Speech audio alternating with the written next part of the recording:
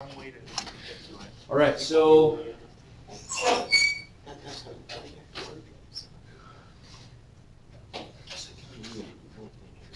I mean, what? That's not how it works. Good luck finding a binary translate to directly translate to your computer. It's almost impossible.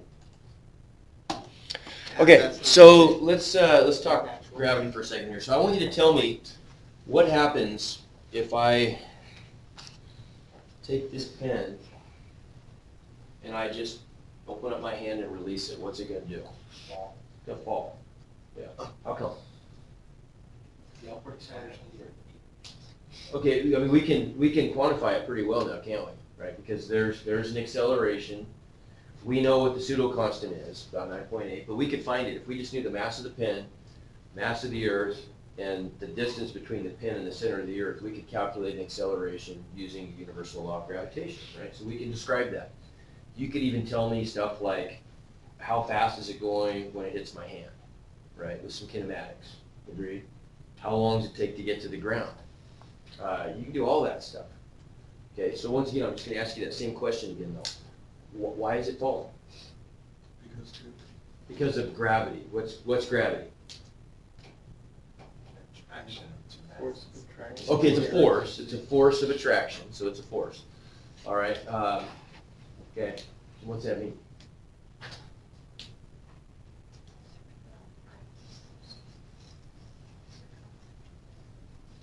Say it again. Concept. Okay, and it is a concept.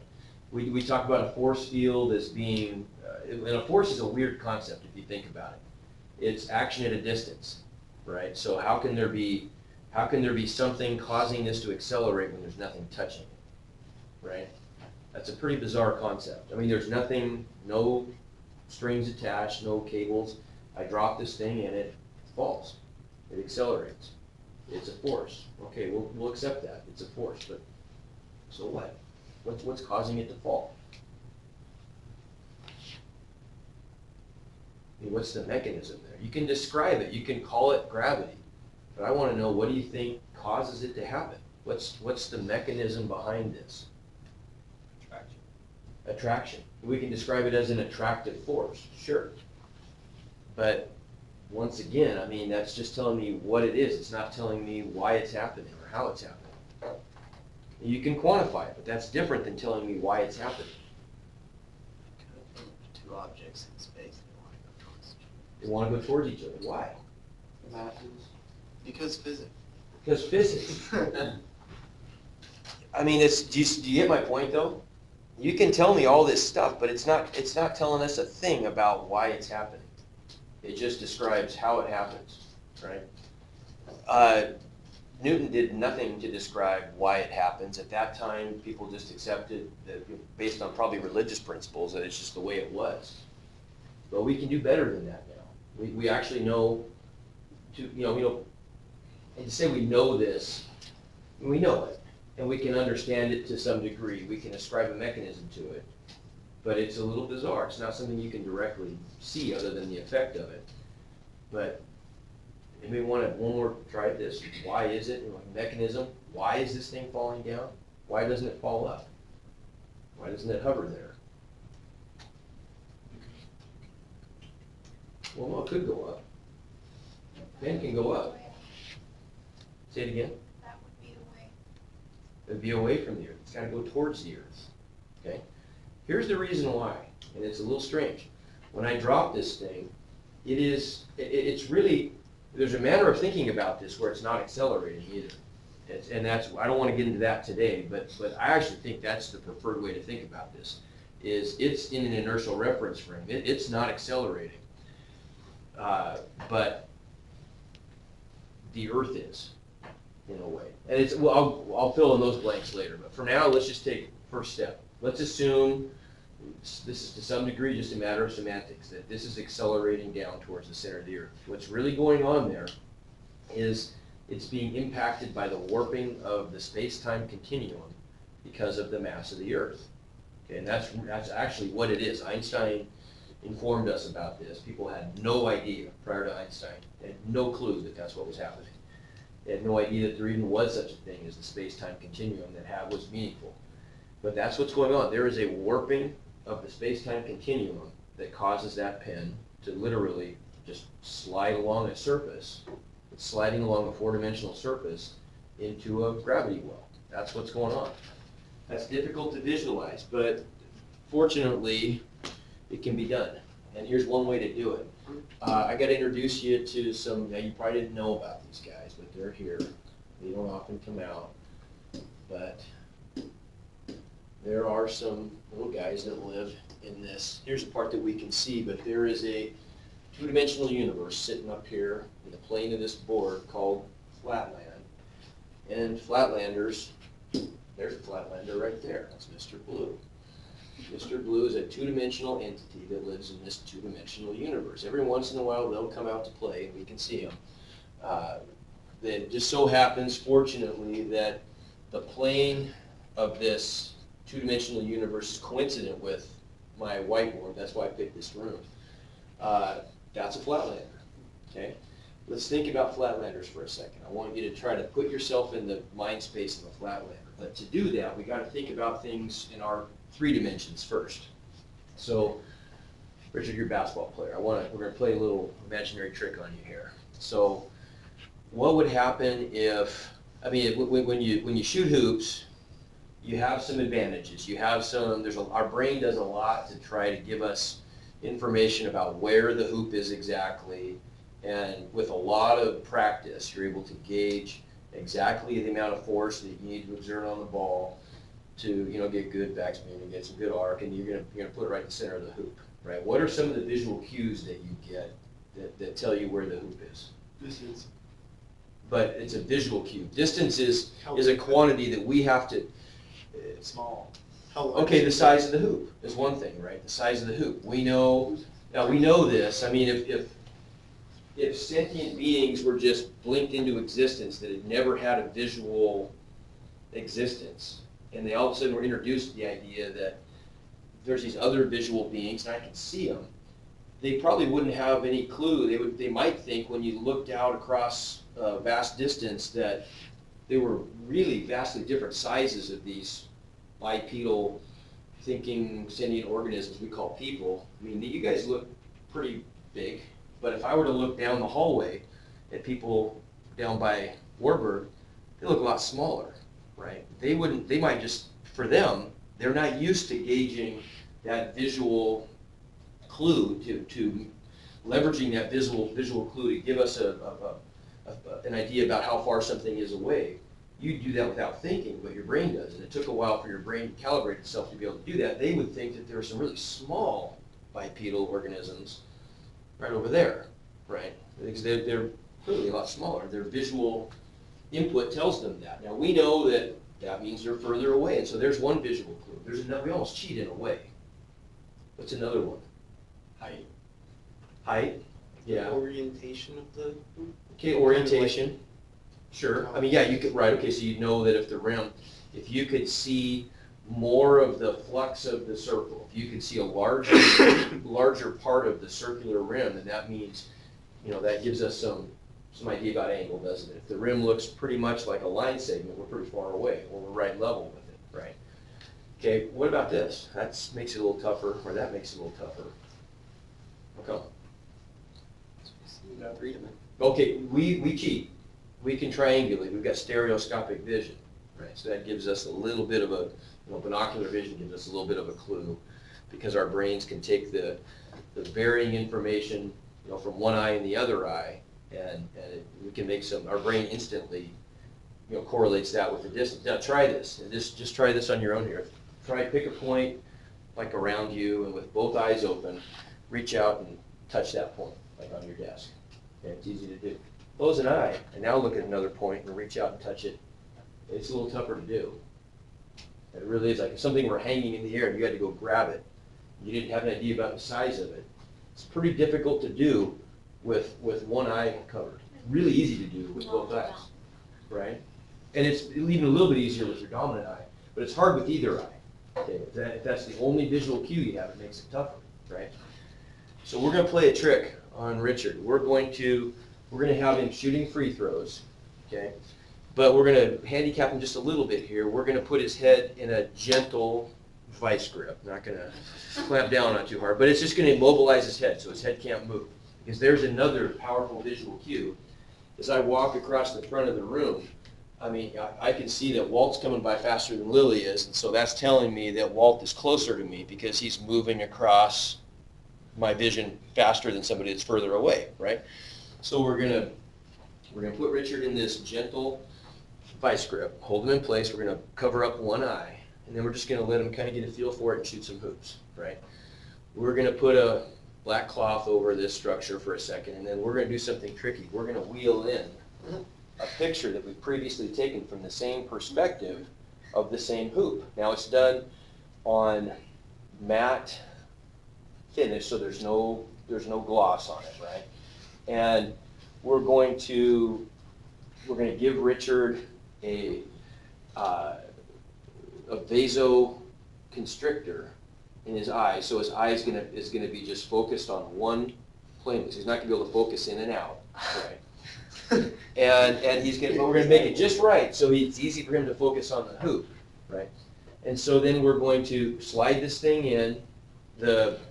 The room he's in, it's gonna be from wall to wall, so it looks like he's shooting kind of out of a box like he did before, okay? And then we pull off the cowling, and what's he gonna do? Shoot. He's gonna shoot, but he's gonna be surprised, and as it bounces off and goes behind him, that's gonna be really surprising to him. There was no way for him to get any additional visual input that tells him that that's a picture and not the hoop. Everybody agree with that? What's the moral of the story? It's not like it's a profound moral, but what it tells us is, I mean, how do we live in a three-dimensional world, right? Everybody agree with that? We can easily conceive of the fact that we've got, from my perspective, I've got left, right, up, down, forward, backward, right? And that's all I need to be able to locate anything in my universe, right? But how are we able to build this mental model of a three-dimensional universe? What kind of data are we actually seeing? Two-dimensional. We just proved it, right? Because what did Richard see? He saw a two-dimensional picture, clearly. I mean, it was just a picture, right? It was a flat picture, but it was enough to fool him into thinking that there was a three-dimensional scene there, right? Because he had previously been shooting in a three-dimensional basket, right? You get my point? So our brain seamlessly stitches together a steady stream of two-dimensional input to create a three-dimensional model of the world we live in. And that's, really, do I see you right now? No, I don't. But what's it mean when I say I see you? I see the light bouncing off. And honestly, I don't even see a picture that looks like that in my brain. You realize in your brain that everything's inverted. This really happens, by the way. If you put on some glasses that flip everything so the world looks inverted, it would be pretty bizarre at first, right? So as we're walking around, and this experiment's been done millions of times, not millions, but many, many times. So you put on these glasses and it inverts everything vertically. And so at first, I'm seeing the ceiling down there, everybody's upside down, but what do you think happens after a couple hours? You not only do you get used to it, without even knowing it, your brain flips it around.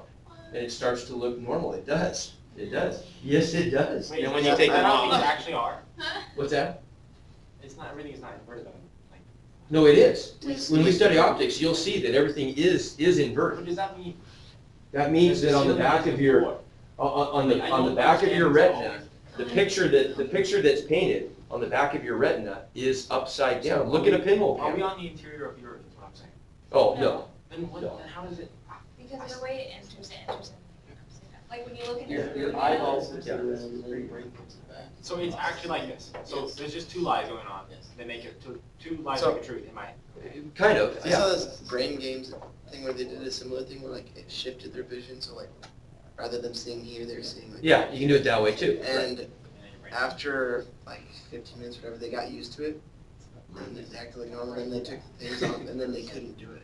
like Yeah. normal. It comes back pretty quickly. It happens all the time though. If you wear glasses, like if you're farsighted, for example, and you can function with or without glasses, what do you notice? Like if you had a powerful prescription, I don't know if anybody can relate to this or not, but if you go out and play catch or something, right? You get used to, you calibrate to the visual input that you're getting.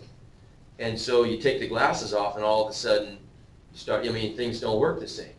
You have to recalibrate, right? Your brain does that, and it does that in pretty dramatic ways. And you literally can, by inverting everything, your brain, that's not convenient. That's not a good way for your brain, an accurate way for your brain to recreate the space around you, right? And it makes sense. I mean, if I reach up here, I'm not touching silent, right? Even though my mind might be telling me when it's inverted that I am. Well, your brain does a good job. And what does your brain do? Your brain recreates in a way. It recreates your surroundings in a way that's going to enable you to survive. I mean, that's really ultimately what it needs to do, right? In terms of an evolutionary advantage, you got to be able to avoid that tiger that's jumping down from up there, not down there, right? Or, right, you get the idea? And so your brain has to be able to calibrate itself in a way where it's going to give you an accurate representation. So when you put on those glasses, your brain will literally, it doesn't physically remap itself. It just uses the existing structure, map structure of your brain, the dendrites and axons, to interpret them in a different way. You wear this stuff for a little while and everything starts to look normal because you got to be able to function. Then what happens when you take them off? It's all inverted. It's inverted. Your world looks inverted for a while.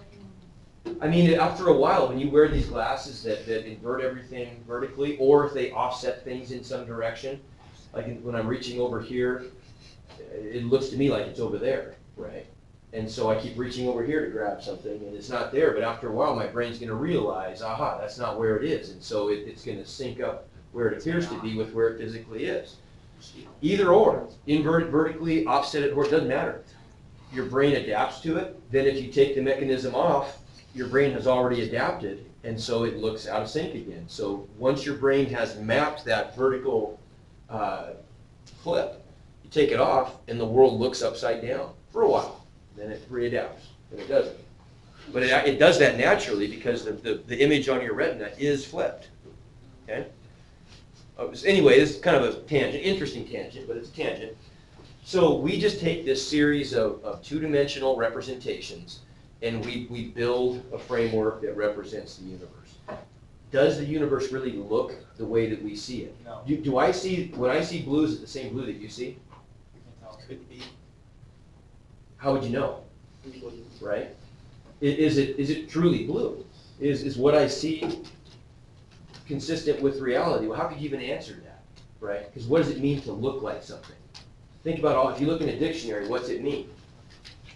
It's really irrelevant what color your sweatshirt really is, because color is only meaningful insofar as we can interpret it. You see what I'm getting at? That's kind of a profound idea, but as long as it's a self-consistent universe from the perspective of our brain, it's done its job, right? Yeah. So like, is that why we all like different colors? Like, what if we really all like the same color, but we all see it slightly differently? So we've interpreted like my red would be somebody else's yellow, so then like we You all. would like so? Okay, but some can't actually see the color. That's the difference. That's Well, just it's like the ghost thing online. Oh my no, gosh. well, I forget how that that's goes, but interesting to yeah, we'll have to revisit that one again. I kind of forgot that. I remember at the time thinking it was pretty interesting. But the question is then, is there really just one preferred color and everybody just interprets it a little differently? Do I perceive blue in a different way that you do, and that's why it's my favorite color and not yours? Good question. I have a feeling, and this is, I'm not really one to ask about this, but having talked to some people about this who know a lot more about it than I do, it's pretty likely that we all see things pretty similarly. If you look at it at the level of the cells that sense the light and turn it into it. I mean, it's pretty likely that it's all pretty similar. But it's a good question. How would you know? You don't, right? It's entirely possible, and this is a real thing. It's called the holographic principle in physics, and this is kind of a new thing that people are looking at.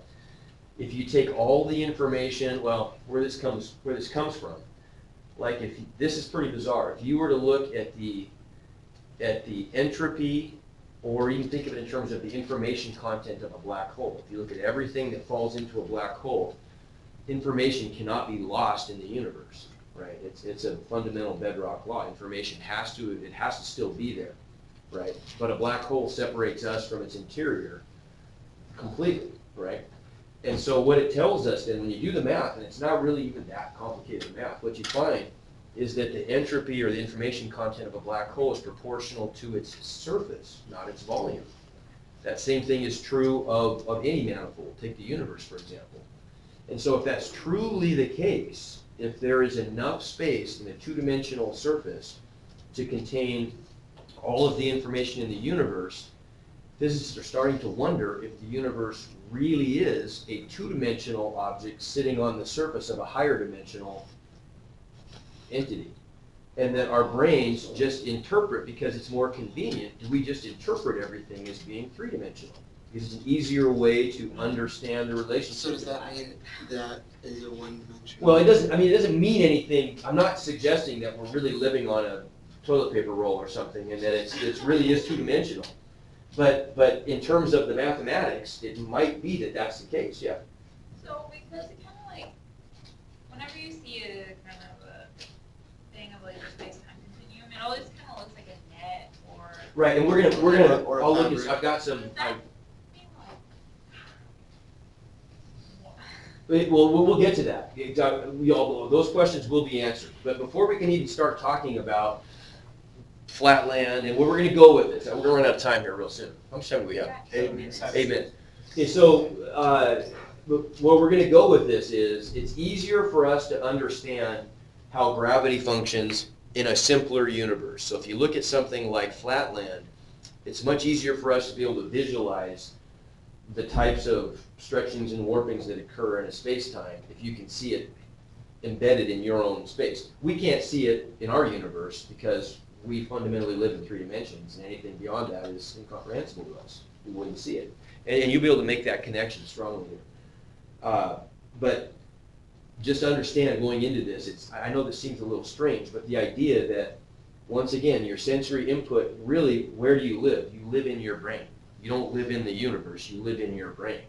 Your brain interprets the universe for you, and there are consequences in the universe that impact you, but you live. What you see and what you experience is all in here. It's not out here. It's a different thing, right? I mean, would you know, how would you, I mean, this seems a little hokey, but I think this is maybe a little more metaphysical, but how do you know if you're having a really vivid dream? How do you know if you're dreaming or you're awake? Clearly the dream is happening in there, right? Clearly, right? Everything's happening in there, though. Right. This is happening in there. Transfer's Right. so weird. Yeah, right? But you get my point. Okay, so we see things in 2 dimensions. Now let's at least kind of get an idea. Today, our only goal today is if we can understand what flatlanders, we can kind of get an idea what flatlanders' existence is like. So there's Mr. Blue. Fortunately, there are other occupants of this universe, like here's Mrs. Scarlet right there. And they move around in the 2-dimensional universe. Well, how do they see it? What does Mrs. Scarlet see of Mr. Blue? Just A line. nothing. Okay, well, I mean, we see stuff, right? They don't. They must also. I mean, now, it's a 2-dimensional analog of our 3-dimensional universe. But what does it look like when we look around? You know, we can look up, down, left, right, and I can see things. I can tell by visual cues if something is near or far, right? What do they see? She sees a blue line. Okay, she sees a blue line segment, right? Okay, sort of. How does she know if the blue line, if Mr. Blue is closer or further away? Bigger. Bigger or smaller, right? The line segment is shorter or wider, right? Okay, that's not the whole picture though, right? That's how we interpret what they would see.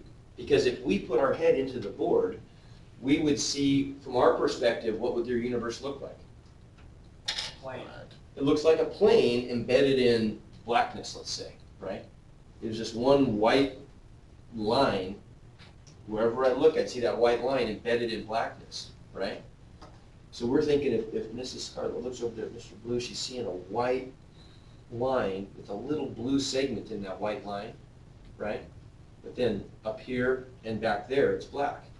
No, that's not what they see. That's what we would see.